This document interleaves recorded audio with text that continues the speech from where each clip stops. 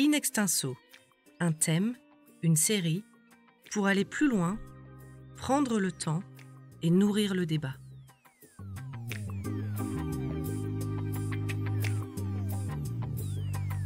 Erreur ou exploit de communication, discours savant, usage du mensonge ou du silence, vague médiatique, mobilisation de l'opinion, émotions et réseaux sociaux. Comment la politique joue-t-elle de nos affects ? Bienvenue sur En Scène, le podcast qui décrypte quelques-uns des outils de la communication politique. Dans le premier épisode de notre série, nous nous sommes attachés à décrypter quels étaient les multiples visages d'Emmanuel Macron. Dans cet épisode, nous allons tenter de comprendre l'enjeu de certains mots, phrases, expressions ou silences qui ont jusqu'à présent rythmé le quinquennat et ont trouvé leur place dans la bouche de nos représentants. Certaines phrases sont même devenues cultes, à en croire leurs détracteurs. Julien Longhi, vous êtes linguiste, professeur des universités en sciences du langage à CY Cergy Paris Université, et vous avez publié pour The Conversation de nombreux articles sur l'usage des mots dans le circuit politique et sur les processus d'argumentation à l'œuvre. Donc nous l'avons vu, la crise sanitaire a suscité de multiples interrogations, continue de le faire, mais aussi de la colère, y compris dans la classe politique. Je vous propose de réécouter une séquence où Olivier Véran, ministre de la Santé, s'énerve. C'est ça la réalité, mesdames et messieurs les députés. Si vous ne voulez pas l'entendre, sortez d'ici. Elle est là la réalité de nos hôpitaux. Elle est là la réalité de nos hôpitaux. C'est ça la réalité de nos hôpitaux. Cette séquence, elle est assez emblématique de certains fonctionnements discursifs qu'on voit à l'œuvre de plus en plus dans la sphère publique et qui rejoignent peut-être plus généralement le fonctionnement qui s'appuie sur le pathos, c'est-à-dire avoir recours aux émotions et manifester surtout ces émotions, qu'elles soient positives ou négatives, pour les incorporer finalement au message qu'on veut produire. C'est-à-dire qu'il y a à la fois le message qui est transmis, mais il y a aussi finalement ce regain émotif, là en l'occurrence de la colère supplémentaire, qui a plusieurs fonctions. Alors déjà, on a une certaine fonction d'humanisation quelque part, c'est-à-dire qu'il y a la question du ressenti du locuteur et de la charge émotionnelle qu'il va pouvoir mettre dans son propos. Et donc ça peut aussi, dans le cas par exemple de la colère de Véran, renvoyer à une forme de sincérité, de spontanéité aussi, qui peut être vue comme positive de la part des citoyens ou des électeurs, parce que justement on voit que c'est quelqu'un qui parlerait en tout cas avec son cœur. Donc ça, c'est la première chose. Ensuite, on a l'effet argumentatif aussi qui relève de l'acte de langage, quelque part, qui est effectué avec cette colère, puisque elle effectue une sorte d'acte peut-être d'indignation dans ce cadre-là, c'est-à-dire que Olivier Véran va manifester plus que son mécontentement, finalement, va condamner l'attitude d'un certain nombre de ses confrères de la classe politique, après avoir vu dans des hôpitaux un certain nombre de choses. Et donc, il va effectuer cette condamnation avec la colère. Donc, on a un mélange, on va dire, assez subtil entre recours aux émotions, mise en avant du pathos, et puis le fait d'effectuer comme ça un acte de langage de condamnation avec un ethos de vérité, de parler vrai, de sincérité qui accompagne, puisqu'encore une fois, c'est une colère qui est incontrôlable, mais qui, dans le cadre de Véran, est incontrôlable, mais assumée, et en tout cas est vue peut-être positivement de la part des citoyens. Ça me fait penser un peu en contrepoint à une séquence qui était beaucoup plus mal passée, qui était celle de la colère de Ségolène Royal face à Nicolas Sarkozy dans un débat d'entre deux tours, où on avait cette séquence « non, je ne me calmerai pas, non, je ne me calmerai pas », et puis M. Sarkozy qui argumentait « mais vous perdez vos nerfs, pour être président, il faut savoir être calme, etc. » Non, M. Sarkozy, tout n'est pas possible dans la vie politique. Tout n'est pas possible. Ce discours, cet écart entre le discours et les actes, surtout lorsqu'il s'agit d'enfants handicapés, n'est pas acceptable. Et je suis très en colère. Et les parents et les familles qui vous en... Et les parents... Non, je ne me calmerai pas. Ne montrez pas du doigt avec cet index pointé, parce que franchement... Non, je ne me calmerai pas. Non, je ne me calmerai pas. Je ne me calmerai pas. Pour être président de la République, il faut être calme. Non, pas quand il y a des injustices.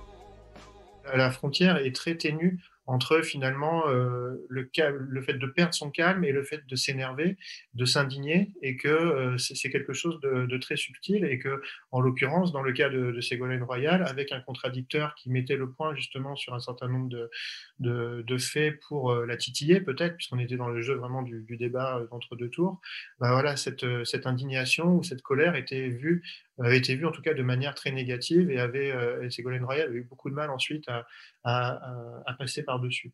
Là, dans le cadre d'Olivier Véran, on a vraiment une scénographie. Alors, il y a peut-être le contexte de l'Assemblée, le fait d'être seul contre tous, de s'indigner, sa compétence aussi dans le domaine médical, mais qui font que voilà, les recours à l'émotion, la colère et l'acte de langage fait que c'est une séquence discursive qui, à mon avis, est plutôt, pour le coup, réussie pour le ministre, alors même qu'il se met quelque part en écart vis-à-vis du registre un peu traditionnel politique, justement de garder son calme et d'être beaucoup plus dans l'argumentation et beaucoup plus finalement dans le logos peut-être, ou voire dans l'éthos quand on se met en scène, mais beaucoup moins dans cette question de pathos finalement, où on laisse exprimer ses émotions. In extenso, un thème, une série, pour aller plus loin, prendre le temps et nourrir le débat.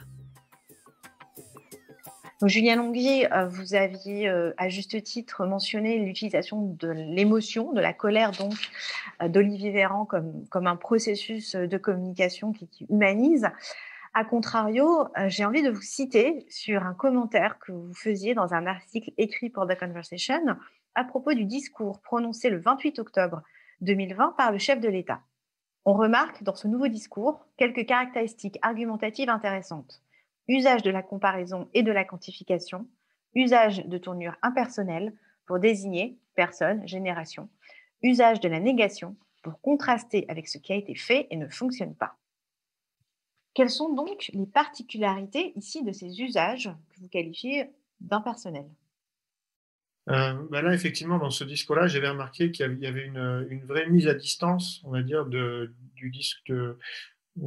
discours qui a été prononcé par le président, avec justement cette tentative de neutraliser finalement son propre point de vue en ayant recours à des éléments que l'on pourrait juger comme étant objectifs, rationnels, et toujours n'étant pas fondateurs en eux-mêmes. C'est-à-dire que quand on a recours à des comparaisons, à des négations ou à des quantifications, justement, on s'appuie sur des éléments extérieurs pour poser son propre point de vue. Donc on va mettre la situation en regard d'une situation précédente ou en regard de la situation dans les pays voisins.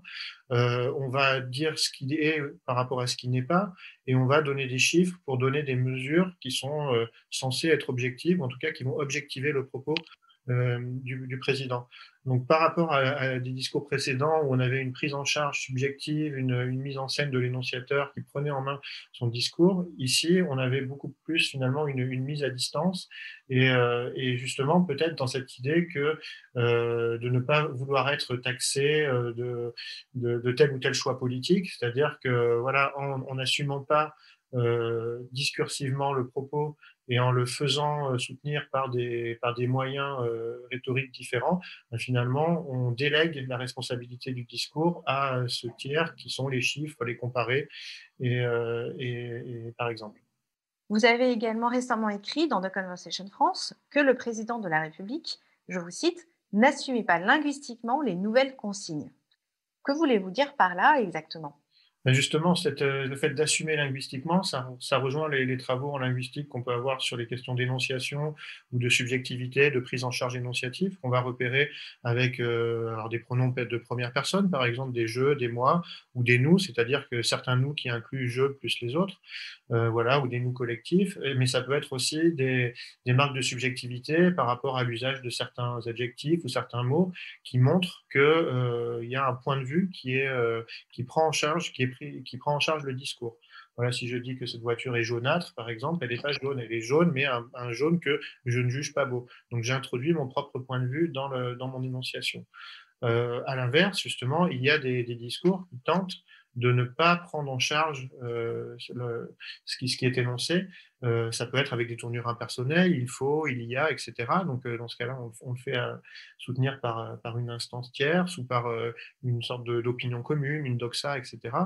Et ça peut être aussi justement en ayant recours à des voix qui vont être des voix de l'ordre des spécialistes, par exemple, qui vont avoir des enquêtes, des évaluations chiffrées.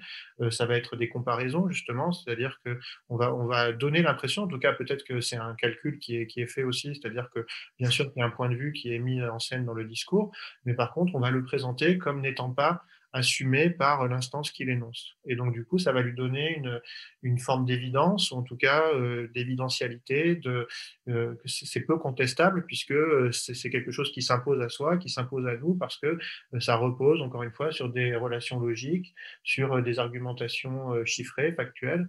Alors qu'on sait très bien sûr, que les chiffres peuvent être réorientés, peuvent être utilisés de manière argumentative dans un sens ou dans l'autre, mais malgré tout, ça laisse une impression, encore une fois, quand on écoute un discours en continu, de rationalité et surtout d'évidentialité. Julien Longhi, vous évoquiez à juste titre ce recours permanent aux chiffres. Or, on remarque que ces chiffres sont mobilisés pas uniquement par les politiques, mais aussi par différentes institutions, notamment par des femmes et hommes scientifiques, communicants et politiques. Comment comprendre ce recours aux chiffres et leur usage? Alors, effectivement, le recours aux chiffres, c'est quelque chose d'assez complexe dans la mesure où, alors, il y a plusieurs aspects complexes. Il y a la dimension argumentative des chiffres, c'est-à-dire qu'un chiffre en soi n'a pas de valeur et qui doit toujours être ramené à un référentiel, à une légende, à un contexte, et puis à une forme d'interprétation. Si on dit qu'il y a tant de millions de chômeurs ou que le chômage augmente de tant de pourcents ou baisse de tant de pourcents, c'est un fait, mais est-ce que c'est bien? Est-ce que c'est peu? Est-ce que c'est trop peu? Est-ce que c'est pas assez, etc. Donc il y a toujours ce regard, ce discours finalement qui doit être porté sur les chiffres. Donc ça, c'est une première chose, c'est-à-dire que les chiffres en soi ne sont pas en eux-mêmes argumentatifs, mais c'est après l'interprétation qu'on en donne. Et on voit bien justement dans les discours politiques qu'à partir de mêmes relevés factuels, on va avoir des camps opposés qui vont argumenter diversement sur telle ou telle mesure. Donc ça, c'est la première chose.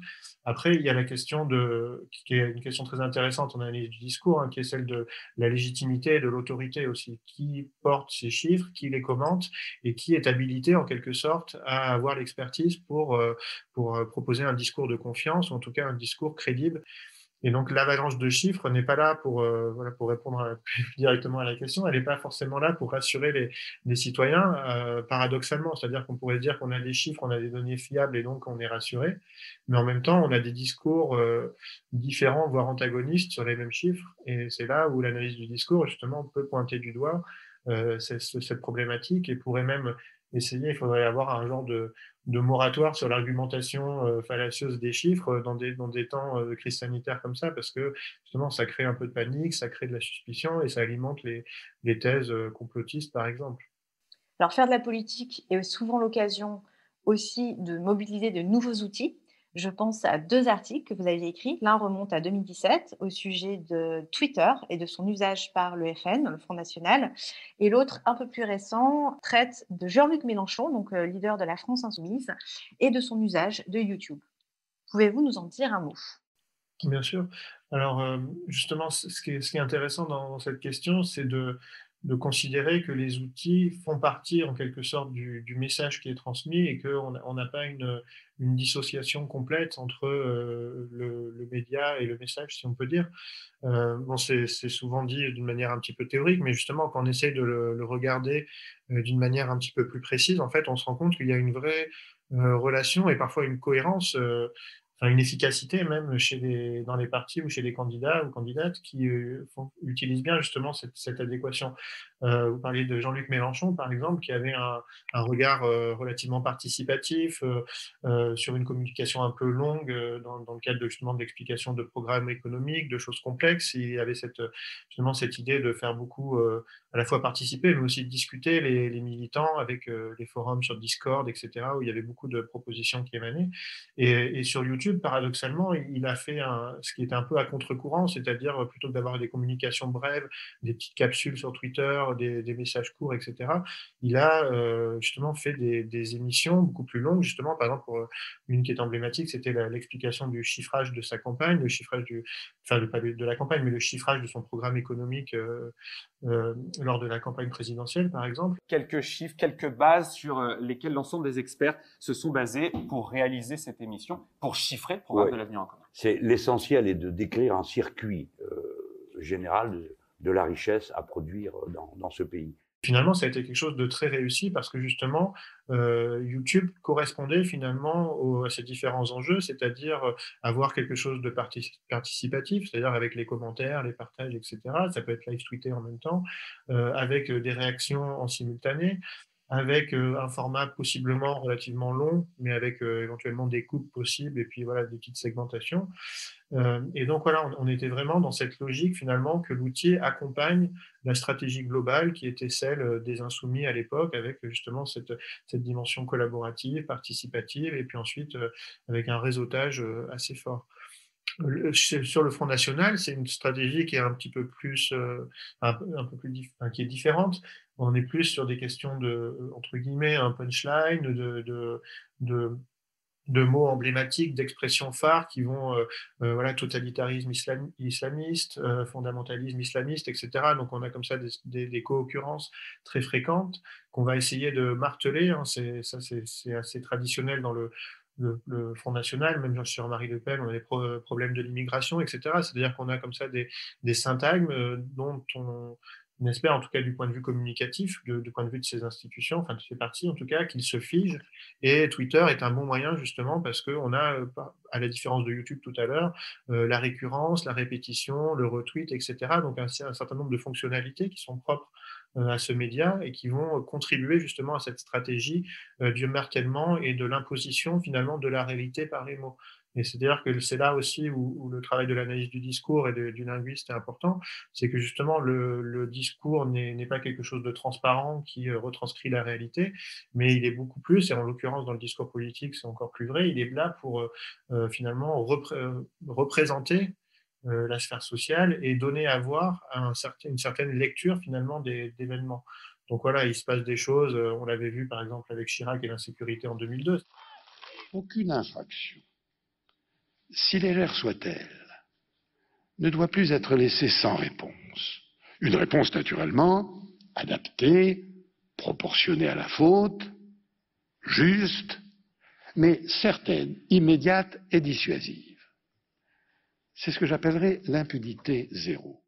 On a un certain nombre de faits qui se passent dans la société et ensuite on va mettre un mot dessus, insécurité, et à ce moment-là, du coup, on a une nouvelle grille de lecture d'un certain nombre d'événements. Peut-être qu'il n'y avait pas plus d'agressions ou moins qu'avant, mais le fait de poser le mot dessus et ensuite de le marteler et d'en faire un argument de campagne, ça va transformer la perception de la réalité sociale qu'on va avoir. On voit quand Marine Le Pen fait des émissions de radio, des meetings, etc., qu'on a des séquences qui reviennent de l'un à l'autre et qui sont toujours réutilisées. Et c'est pas qu'elle radote ou de la redondance, c'est vraiment parce que on est dans cette stratégie justement de faire percevoir le réel d'une certaine manière avec des éléments de langage, et pour que ce réel soit perçu de cette manière-là, il faut que ces éléments s'imposent, et notamment par la répétition. On vient de montrer que l'appropriation d'outils finalement participe aussi à l'argumentation, et vous l'avez dit, on note une récurrence de certains mots sur ces outils-là. En revanche, il y a un autre phénomène qu'on observe, et on l'observe en ce moment, nous sommes en février 2021, le débat public se cristallise autour du terme islamo-gauchisme. Que nous racontent ces nouveaux concepts, ces nouveaux mots qui font leur entrée dans le débat public, dans le débat politique, et quel est leur usage finalement, à qui servent-ils ou à quoi servent-ils?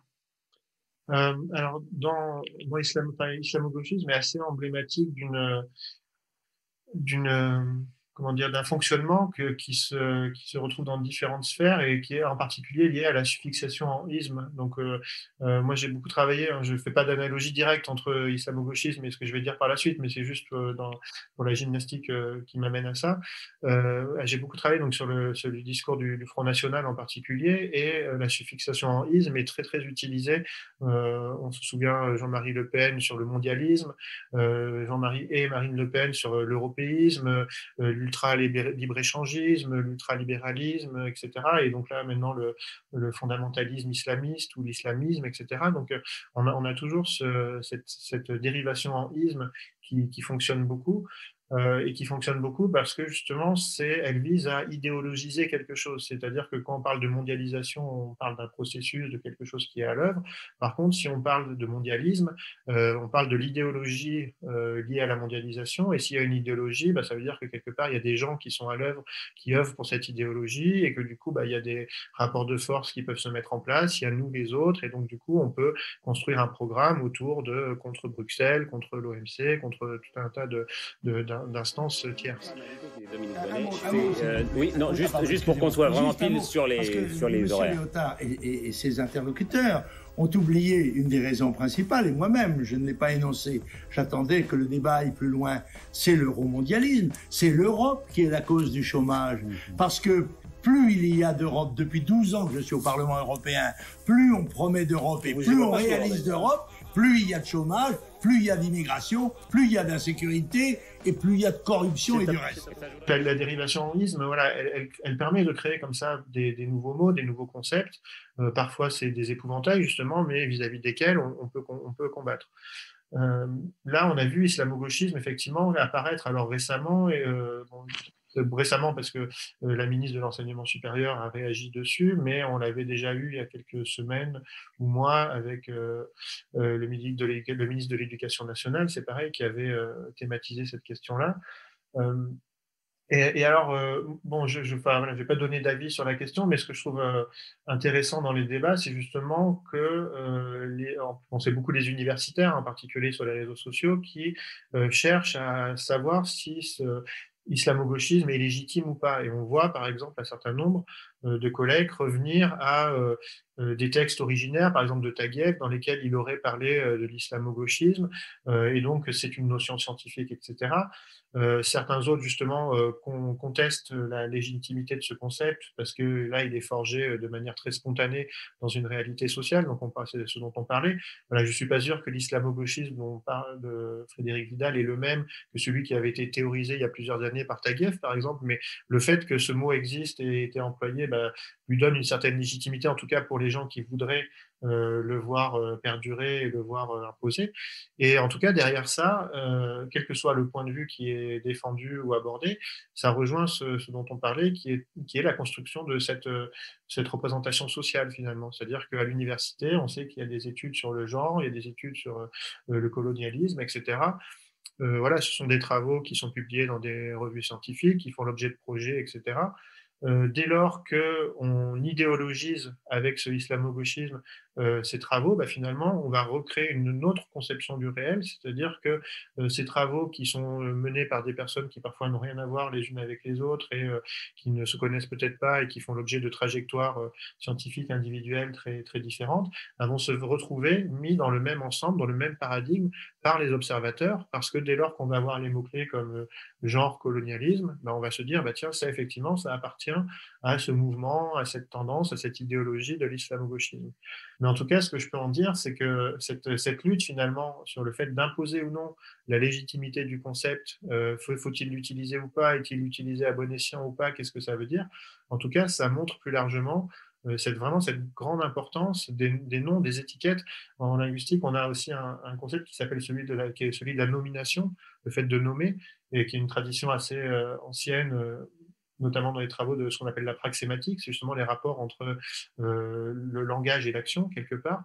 Et un certain nombre de théoriciens de la praxématique, dont par exemple Paul Ciblot, qui est un représentant emblématique, parle d'acte de baptême. En fait, en désignant quelque chose, en nommant, on baptise en quelque sorte. Et donc, on est vraiment dans cette idée qu'en nommant, je crée quelque chose. On parlait aussi d'acte de langage à propos d'Olivier Véran. Là, on est sur un acte de langage un petit peu différent, mais c'est-à-dire qu'en 10 ans, finalement, c'est le fameux How to do things with words de Austin. En 10 ans, on fait. Et là, en tout cas, on construit du réel, on construit de la réalité sociale. Et en fait, après, ce qui est très, très délicat par rapport à ça, on le voit actuellement, c'est qu'on crée surtout des clivages. C'est-à-dire que dans le contexte des difficultés des étudiants, de la communauté universitaire, on rajoute en plus du clivage parce que justement, on crée des réalités opposées et surtout, c'est une sorte de déni de réalité vis-à-vis de son opposant. C'est-à-dire que c'est pour ça que les argumentations, je pense, sont très violentes. C'est-à-dire que c'est pas tant tel ou tel mot, c'est le fait qu'on assume une certaine représentation du réel et qu'on conteste à ses adversaires qu'ils aient la bonne représentation de la réalité. Donc on est vraiment sur des clivages très très forts de ce point de vue-là. Merci beaucoup Julien Longhi pour votre disponibilité. Je rappelle que vous êtes linguiste, professeur des universités en sciences du langage à CY Université et que vous avez publié pour The Conversation de nombreux articles sur vos travaux, sur l'usage des mots dans le circuit politique et aussi sur les processus d'argumentation. J'invite nos auditeurs à découvrir vos articles sur notre site. Vous avez écouté En scène, le podcast qui décrypte quelques-uns des outils de la communication politique.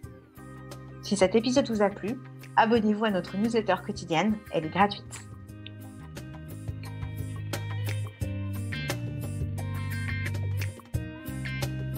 Retrouvez tous nos podcasts sur theconversation.fr. N'hésitez pas à les commenter et à les partager. Merci de votre écoute.